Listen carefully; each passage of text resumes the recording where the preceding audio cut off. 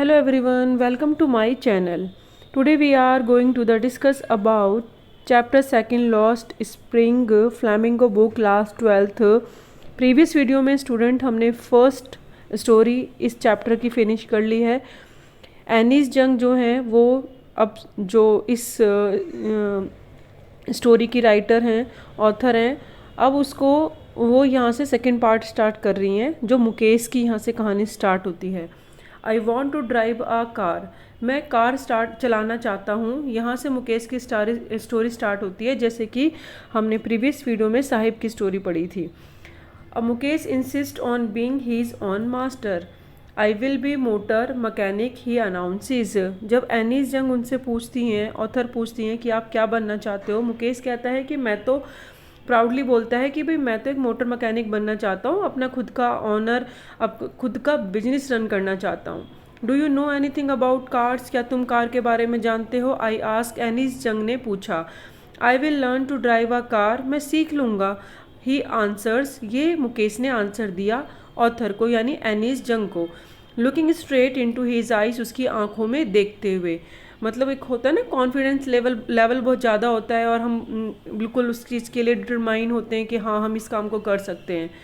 His dream loom like a mirage amidst dust of streets that fill his down Firozabad famous for its bangles.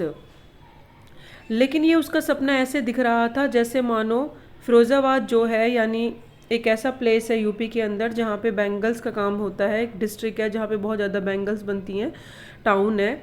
और यहाँ पे वहाँ की जो स्ट्रीट है, डस्ट भरी हुई स्ट्रीट है, मतलब पूरी गलियाँ हैं, उन गलियों में कहीं ना कहीं मिराज का जो मुकेश का जो सपना है वो खोता हुआ नज़र आ रहा है। दैट मीन्स, मिराज मीन्स होता है seems that it will be true, जो एक ऐसा लगता है कि ठीक है सच हो सकता है, हो जाएगा। But in future actually, but it will be not be so, ऐसा नहीं हो ना, मतलब पॉसिबल नहीं है, ऐसा नहीं हो सकता। तो जो वो सोच रहा है कि भाई जो उसने सपना देखा है तो वो कैसा है, एक मिराज है, उसका जो सपना है वो एक मिराज के जैसे है, एक मानो जैसे मतलब जो पॉसिबल नहीं है वो चीज़ वो सोच रहा है। फेमस फॉर इट्स बैंगल्स, जो कि फिरोज़ाबाद क्या है, जो कि एक फेमस है बैंगल्स के लिए, वहाँ पे बैंगल्स बनती हैं। Every other families in Firozabad is engaged in making bangles, वहाँ पे जितनी भी मोस्टली फैमिलीज़ हैं फिरोज़ाबाद के अंदर सब बैंगल्स का ही काम करते हैं, उसी में एंगेज हैं। It is the center of India's glass blowing industry where families have spent generation working around furnaces, building glasses, making bangles for all the women in the land, it seems. Furnaces means होता है जो भट्टी होती है जिसमें कि किसी चीज़ को पकाया जाता है, जो आग की भट्टियाँ होती हैं। वेल्डिंग ग्लासेस यानी जो ग्लास को जॉइन करने के लिए उसको वेल्ड किया जाता है। मेकिंग बैंगल यानी चूड़ी बनाना। तो जो इंडिया है, इंडिया के अंदर ग्लास ब्लोइंग इंडस्ट्रीज़ हैं जहाँ पे बहुत सारी फैमिलीज़ हैं, उनकी जनरेशन टू जनरेशन इसी में रही हैं, बैंगल मेकिंग में रही हैं। और ऐसा लगता है मानो फिरोज़ाबाद को देखकर जैसे कि यहाँ पूरे लैंड के जितनी भी लेडीज़ हैं उनके लिए यहाँ पे बैंगल मेकिंग का काम होता है, क्योंकि बहुत ज़्यादा बैंगल मेकिंग का काम होता है, इंडस्ट्रीज़ बहुत ज़्यादा हैं, फैमिलीज़ बहुत हैं, और जनरेशन टू जनरेशन अपना यही वर्क वो पास आउट कर देते हैं। उनको मतलब जो काम उनको आता है वही काम अपने बच्चों को सिखाते हैं, और इस तरीके से यही काम वहाँ पे चलता रहता है। Mukesh family is among them, Mukesh की फैमिली भी उन्हीं में से है जो कि बैंगल का काम करती है। None of them know that it is illegal for children like him to work in the glass furnaces with high temperature in dingy cell without air and light, that the law if enforced could get him and all those 20,000 children out of the hot furnaces where they slog their daylight hours, often losing the brightness of their eyes. That means इसमें बोला है कि अगर ये उनको नहीं पता कि ये इलीगल है कि बच्चे जो वहाँ फर्नेसेस पे काम, ग्लास फर्नेसिस में काम करते हैं, फर्नेसिस यानी जो कि भट्टी में काम करते हैं, जबकि वहाँ टेम्परेचर बहुत ज़्यादा होता है, और जिस जगह वो काम करते हैं डिंजी लाइट होती है यानी बहुत लो लाइट होती है, बहुत ना के बराबर लाइट होती है, वहाँ पे एयर वेंटिलेशन बिल्कुल नहीं होता, लाइट नहीं होती है। एंड अगर ऐसा लॉ बन जाए तो बहुत सारे ऐसे जो 20,000 बच्चे जो ऐसा काम करते हैं हॉट फर्नेसेस में, वहाँ से उनको क्या हो जाएगा, राहत मिल जाएगी, जो कि बहुत ज़्यादा हार्ड वर्क करते हैं डे लाइट आवर्स में। डे लाइट आवर्स का मतलब है जो सनलाइट वाला जो टाइम होता है, तो उस टाइम पे वो बाहर ना अपना टाइम स्पेंड करके एक डिंजी सेल में, यानी बिल्कुल कम वाली लाइट जहाँ होती है वहाँ पे वो अंदर एक बंद रूम में जहाँ पे डे लाइट नहीं आती है वहाँ पे बहुत ज़्यादा हार्ड वर्क करते हैं। स्लॉग यानी hard work, day light hours यानी जो सनलाइट वाली आवर्स होती है, लेकिन सनलाइट में नहीं करते, वो अंदर एक रूम के अंदर काम होता है जहाँ सनलाइट नहीं आती है और बहुत बहुत ही ज़्यादा डिंजी लाइट होती है, कम लाइट होती है। ऑफन लूजिंग द ब्राइटनेस, जहाँ पे जिसकी वजह से उनकी आइज़ की जो ब्राइटनेस है, यानी जो जिससे वो देख सकते हैं, वो विज़न उनका धीरे धीरे वो लॉस कर देते हैं।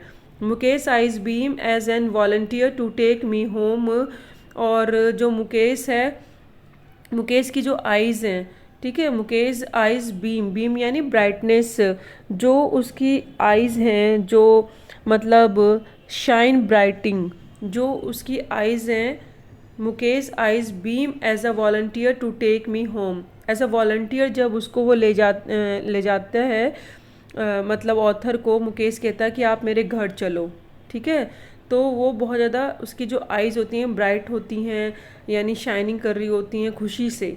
एंड विच ही प्राउडली से इज़ बीइंग रिबिल्ट, और वो बताता है बड़े प्राउडली से। वॉलंटियर्स मीन्स क्या होता है, वॉलंटियर मीन्स होता है freely offers to do something, जब आप किसी को कोई काम करने के लिए उस पर छोड़ देते हो कि आप उस काम को अपने अकॉर्डिंग कर सकते हो। तो जो एनीज़ हैं उसके साथ आने के लिए तैयार हो जाती है जब मुकेश बोलता है कि आप मेरे साथ चलो। And which he proudly says, और जब वो बताता है रीबिल्ट, यानी उसकी जो घर है वो अभी रीबिल्ट हुआ है, तो उसको बड़ा प्राउड होता है। वी वॉक डाउन स्टिंकी, जब वो उसके साथ जाती है तो वहाँ पे एक स्टिंकिंग लेंस से पास होते हुए जाती है, जहाँ पे स्टिंकी लैंक यानी बैड स्मेल आती है।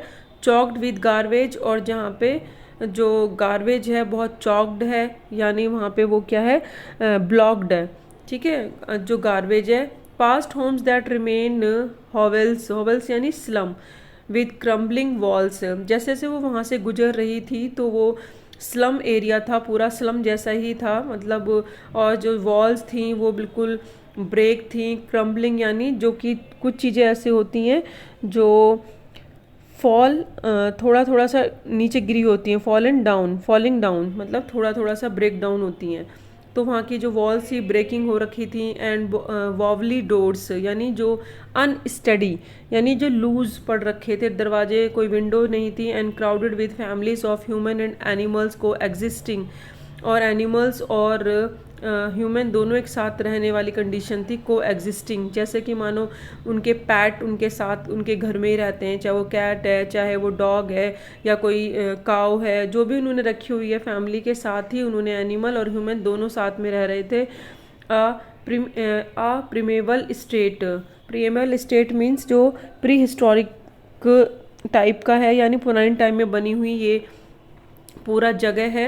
And he stop at the door of one such house, और उनमें से ही किसी एक घर में वो जब रुकते हैं, he stop at the door of one such house bang, तो वह एक घर पे मतलब रुकता है जो उसमें बैंग करता है, बैंग यानी बहुत जोर से एक मतलब हिट करना। एंड अ वॉवली आयरन डोर, जो उसका लूज आयरन डोर होता है, अपने पैर उस पर मारता है। एंड पुशिज इट ओपन, उसको पुश करता है खोलने के लिए। We enter a half built shack, जो कि शैक यानी जो कि एक रफली बिल्ट हट बनी होती है, ज़्यादा पक्की वाला घर नहीं होता है। In one part of it thatched with dead grass, और उसकी जो रूफ की जो छत है वो ग्रास से बनी हुई है। Thatched with dead grass is a fire would stove है उसके घर के अंदर, जिसके ऊपर एक बहुत बड़ा बर्तन रखा हुआ है जिसमें स्पिनिच लीव्स के बनने की आवाज़ आ रही है। सिजलिंग यानी जैसे कि कोई सब्जी बन रही है, इसमें कुछ थोड़ा सा एयर की साउंड आती है, करके कुछ साउंड आती है, खाना बनने की जो साउंड आती है, बबलिंग होती है वो। तो सिजलिंग की साउंड आ रही थी। जो उसके घर में फायरवुड स्टोव था, यानी लकड़ी का जो चूल्हा होता है, लकड़ी फायर करते हैं फायर के अंदर, चूल्हे के अंदर, और उस पर खाना पकाते हैं। On the ground in large aluminium platters, platters यानी जो बड़ी बड़ी लार्ज प्लेट्स होती हैं वहाँ रखी हुई थी। एंड मोर चॉप्ड वेजिटेबल्स, उसमें वेजिटेबल्स कटी हुई रखी हुई थी। एक थिन फ्रेल यानी थिन यंग वुमेन थी जो वहाँ पे कुकिंग कर रही थी। And is cooking the evening meal for the whole family, और जो इवनिंग का खाना बनाने की वहाँ पे तैयारी कर रही थी, खाना बना रही थी। And through eyes filled with smoke she smile, उसकी जो आइज़ थी वो धुएं से भर गई थी, लेकिन वो फिर भी स्माइल कर रही थी। And she is the wife of, और वो कौन थी? मुकेश के एल्डर ब्रदर की, मुकेश एल्डर ब्रदर की वाइफ थी, यानी जो मुकेश है जिसकी हम स्टोरी पढ़ रहे हैं उसका जो बड़ा भाई है उसकी वाइफ है। And not much older in year, she has begun to command respect as the bahu, वो एज में बड़ी है इसलिए उसको रिस्पेक्ट नहीं देते सब, वो बहू है उस घर की इसलिए सब उसको रिस्पेक्ट देते हैं। डॉटर इन लॉ है घर की। And already in charge of 3 men, her husband Mukesh and their father, Mukesh का भाई यानी जो उसका हस्बैंड है, और उसके ससुर यानी मुकेश के फादर, इन सब की वो केयर करती है। When the older man enter, जैसे ही बड़ा मतलब जो ससुर हैं वो एंटर करते हैं घर में, शी जेंटली विड्रॉ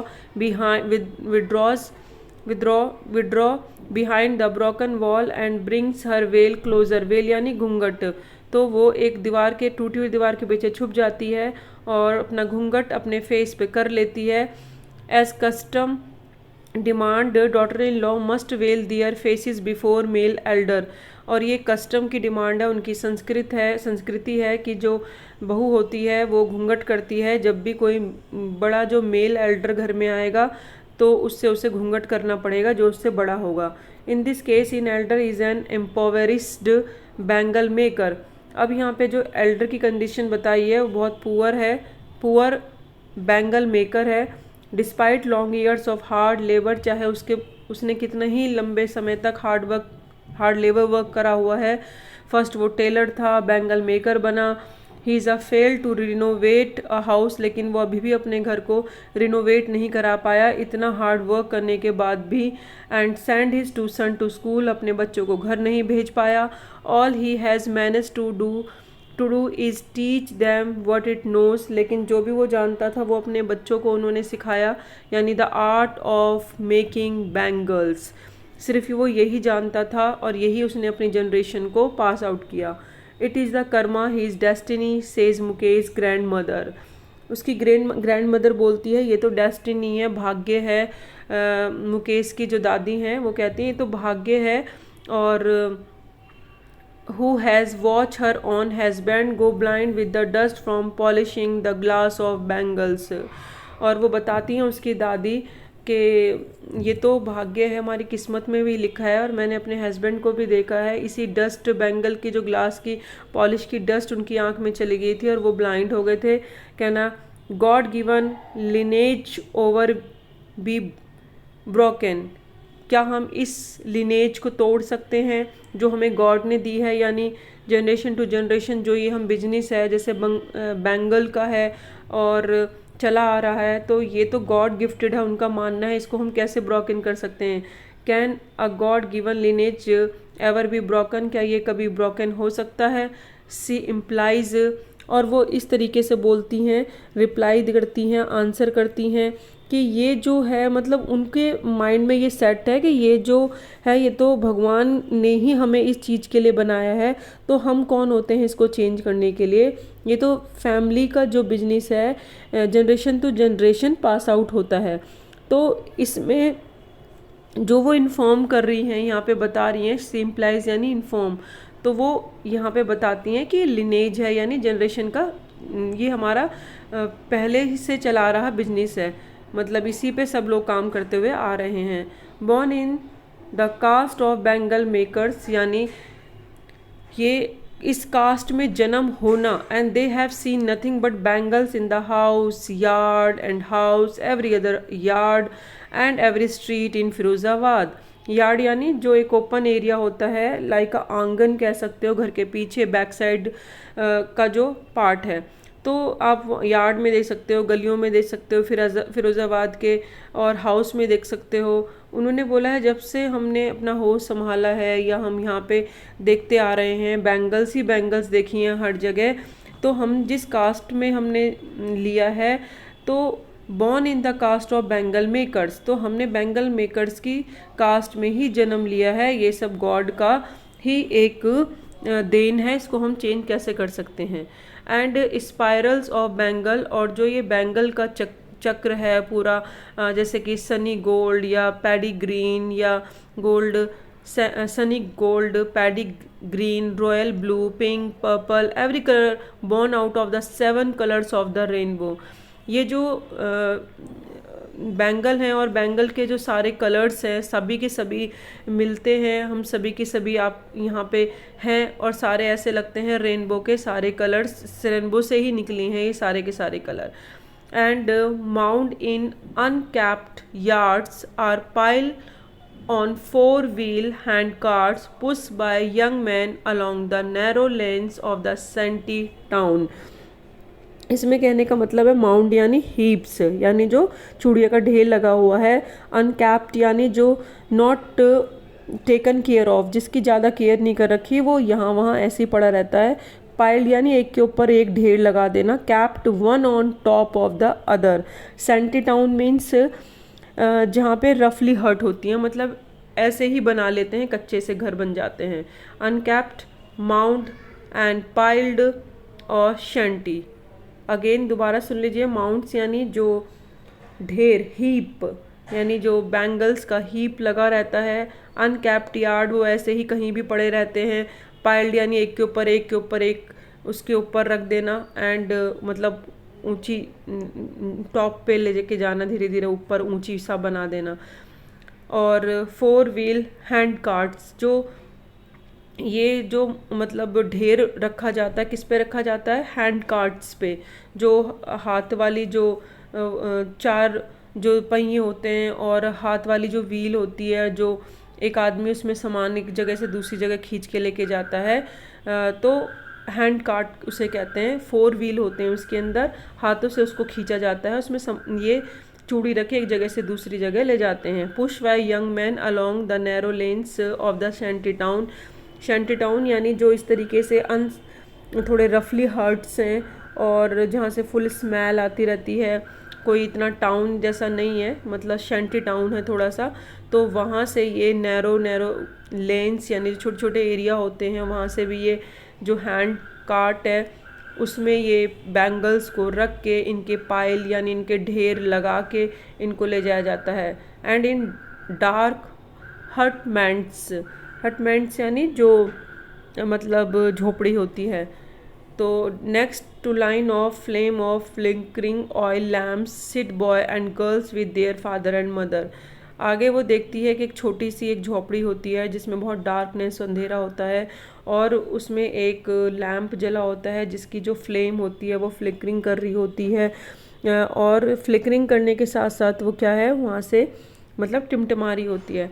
तो वहाँ पे एक बॉय और एक गर्ल बैठे होते हैं अपने फादर मदर के साथ, और welding PCs of coloured glass into circle of bangle, और जो पीसीज हैं उनको जॉइन कर रहे होते हैं, वेल्डिंग कर रहे होते हैं, यानी बैंगल की जो जॉइंट है उसको वेल्डिंग करना, ताकि जॉइन करना, वेल्डिंग यानी जॉइन करना सर्कल को जो बैंगल का है। And their eyes are more adjusted to the dark than to the light outside. और वो बाहर की जगह अंदर अंधेरे में ही काम, उनकी आंखें जो है इतनी एडजस्टेबल हो गई हैं कि वो अगर आउटसाइड आते हैं तो उनको प्रॉब्लम होती है उनकी आई साइट में, क्योंकि उनको डार्कनेस की इतनी आदत पड़ गई है कि लाइट जो है उनकी आंखों पे चुभती है। That is why they often end of losing, इसीलिए उनको लास्ट में उनकी आंखें जो बड़े हो जाते हैं, वो एडल्ट हो जाते हैं, वो उनकी आई साइट क्या हो जाती है, खो जाती है, यानी उनकी जो देखने की क्षमता है वो ख़त्म हो जाती है, क्योंकि अंधेरे में काम कर करके उनका जो आँखों की रोशनी है वो चली जाती है।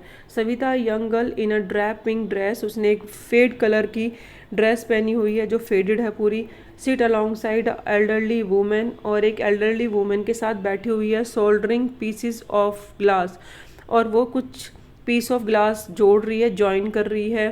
As her hands move mechanically like the tongs of a machine. Tong यानी एक मशीन होती है और उसके जो पार्ट्स होते हैं, तो उसका हाथ बिल्कुल मैकेनिकली जो एक मशीन की तरह होता है वैसे ही मूव हो रहा है। I wonder if she know the sanctity of the bangles she help make। Sensitivity यानी हॉली, ये उसको जान के बैंगल कितनी ज़्यादा एक मतलब पवित्र मानी जाती है, उसको बहुत आश्चर्य, अगर उसे पता होता तो वो बहुत सरप्राइज होती। वो भी नहीं जानती है सविता जो ये चूड़ी बना रही है। सिंबलाइज, क्योंकि ये सिंबलाइज किया जाता है इंडिया वुमेन सुहाग, यानी चूड़ियों को सुहाग से जोड़ा जाता है।